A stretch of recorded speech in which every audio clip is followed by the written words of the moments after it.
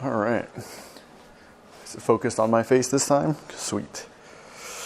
So right now I'm in a Best Western somewhere in Cleveland, Ohio, because my cousins from Canada are here from out of town.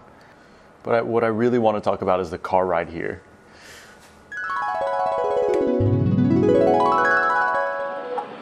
Play You and I by Ed Sheeran. Like a last kiss, it was perfect, we were nervous. On the surface, I don't want to say everything it was worth it. But it's only relevant if it's so hard to forget. Like an elephant, all you used to send it to fill the way till the day we fell in love, just on our first kiss. Play Roses by Outkast. Well, she got the hottest body, but her attitude is party. When I met her at a party, she was hardly acting naughty. I said, "Shawty, would you call me?" She said, "Pardon me, are you calling?" I said, "Darling, you sound like a prostitute pausing." Play The Fresh Prince of Bel-Air. I think damn pleading with her day after day, but she packed my suitcase and sent me on my way. She gave me a kiss and then she gave me my ticket. I put my Walkman on and said I might as well kick it. Si Justin po. Justin. Paul. Paul. Oh, Villa. Villa. Hi, Justin.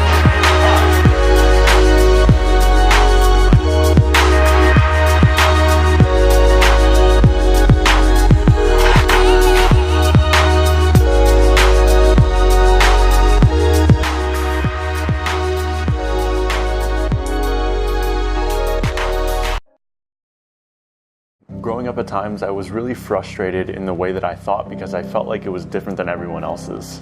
For instance, in high school, it seemed like other people prioritized things that didn't really matter in the long run.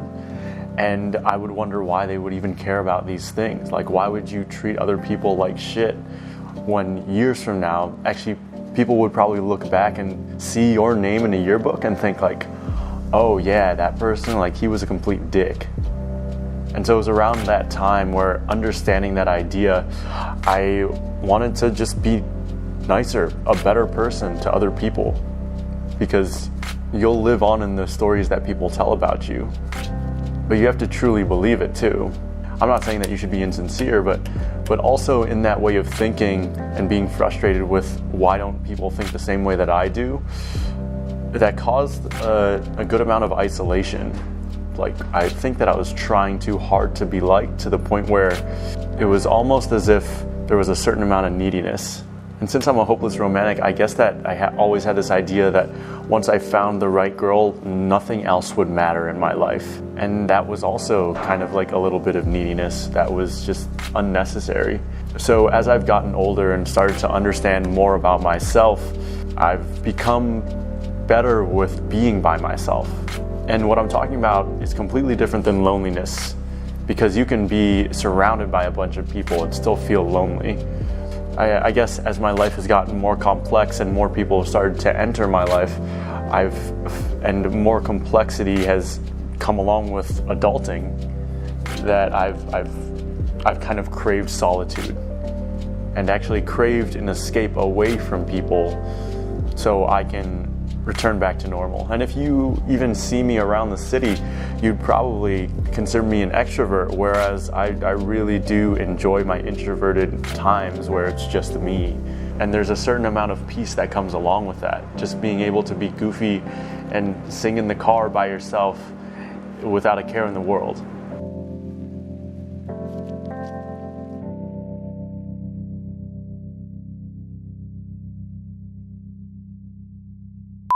Shirt right now, killing the streetwear game.